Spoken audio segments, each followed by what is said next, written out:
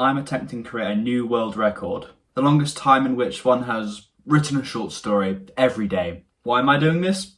Don't ask me. Anyway, hope you enjoyed today's instalment. 24. Revenge. I wonder how good it would feel to push him off the side of the boat right now. To watch him drown in the wriggling and spitting sea. Would it give me relief?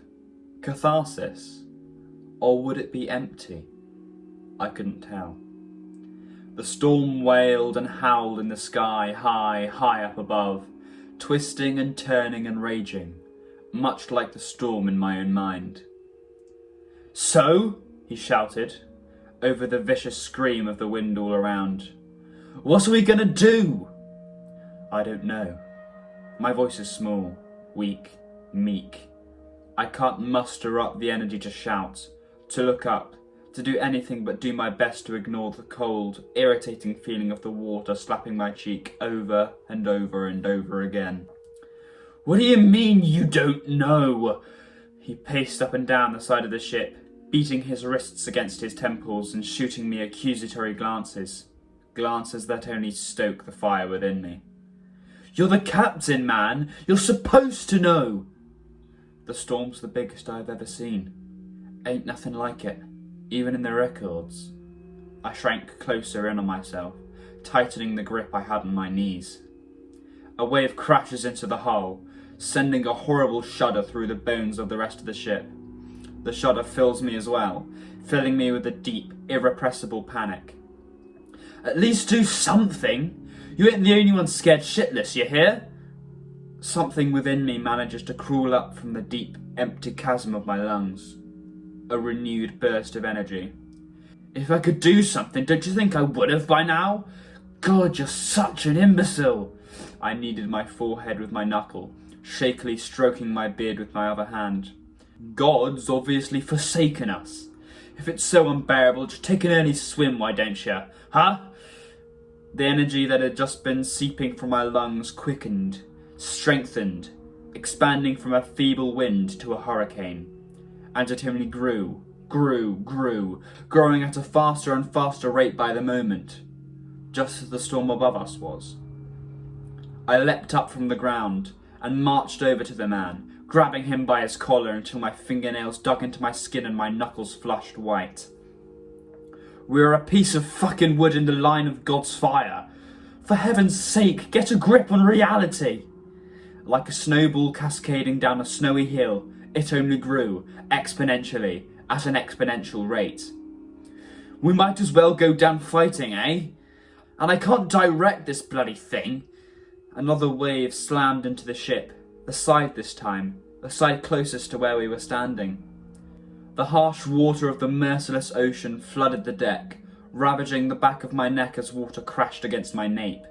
It sent me tumbling down, bringing the man with me. My nerves were wrecked, inflamed like an infection, like a cancer, and it only kept growing, spinning out of control. And, in God's almighty name, it needed to be satiated. After all the man had said, all the whispers, rumours, insubordination, all the aggravation, delinquency and threats, I simply could no longer stand him. Because of this wretched navigator, we ended up in this situation in the first place. My whole crew, who I'd worked with for nearing on a decade, had all died due to his vivacious impotence. I roared. A hearty roar, a roar of anger, one that tickled that snowballing sensation, stimulated it, satiated it. That feeling is rage. I know it is. I learnt from my mother to not let that feeling overtake me. But I could stop myself no longer. Like a water tank overfilled, I knew I was on the verge of bursting. And out here, in the middle of the sea, with nobody to watch except the churning waves, would it truly be the wrong thing to do? I flung myself at him, ravenous and animal-like, crumpling his shirt as I plucked him from the deck. The weight cut even harder into the flesh beneath my fingernails, but I no longer cared. It only aided the growth of the feeling inside of me. "What the fuck are you doing?" he asked, hurriedly, panting. I didn't look at his face. "Hey, Hey, hey! He struggled, whimpered, pulled against my grip, but I was many years his senior. I dragged him along the deck, silent, focused on the stormy horizon. We slowly grew closer to the side of the ship, and at a similarly slow pace, I could feel the world heating up, as if the spray of the ocean was in fact not hitting my face, as if the blood in my veins was overheating, boiling. I creased my brow. Stop, man, stop! I'm story-eyed. I get it. I'm scared, just as scared as you. I wasn't listening. I could only hear the boiling intensify in my ears. I pushed him up against the side of the ship, leaning him over it so that he would plummet into the great oceanic abyss if I were to let him go. He fiercely clawed at my hand, scratching at it like a rabid animal, but I held strong. Get the fuck off me! I let him go. He plummeted. I watched him as he did. I watched his eyes. Where I expected to see rage, anger or hatred of some variety, instead I saw fear, confusion, loss.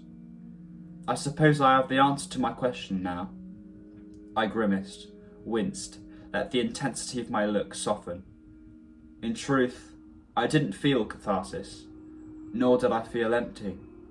I clutched at the sides of my head, moaning, groaning, as the boiling and the sound of a wave approaching grew louder and louder and louder, until my ears ached and my bones thrummed. Instead of release, instead of freedom, I felt utterly sick. A wave tipped the ship over, submerging it, swallowing it whole. The mightiest of all the waves yet, the very incarnation of the will of God, swallowed me whole, berating me, shattering me, drowning me,